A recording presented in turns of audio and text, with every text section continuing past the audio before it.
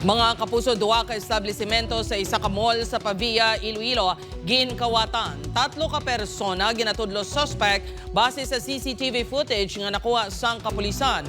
Ini ang gintutukan ni Kim Salinas live sa Pavia, Iloilo. Kim?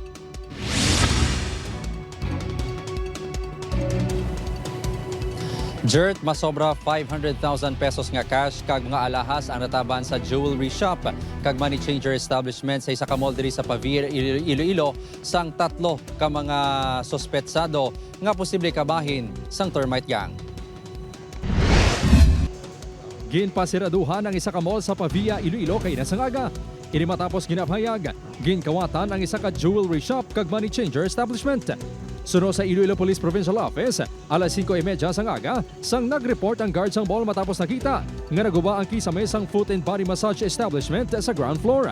Diri ginapatihan nag-agi ang mga kawatan. Pagkatapos ni, nagsaka si kisame pakadto sa duwa ka establishmento nga ginkawatan. Ginapatihan, nagwa man ang mga ini sa ila entry point padulong sa mga manhole. Ang mga manhole ang maidid nga ginsakyar sang kapulisan. Yung money changer, nag-initial siya kanina mga 500,000 cash. Then yung jewelry shop,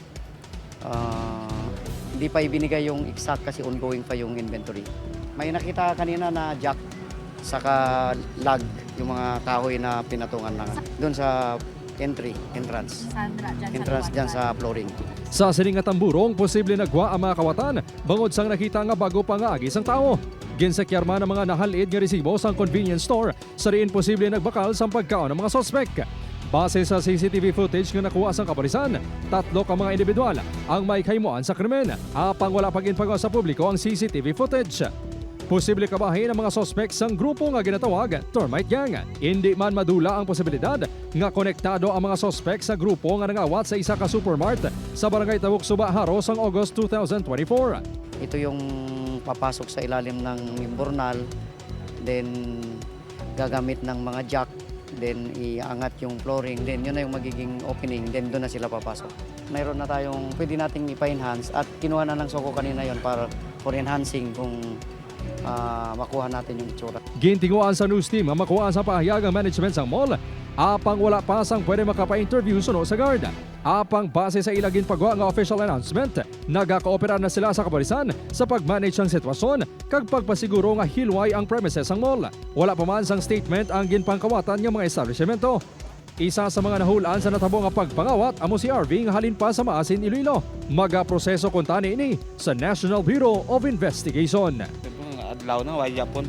Perbisyo gud na sir eh. Magdugay-dugay na lang, pulit na lang.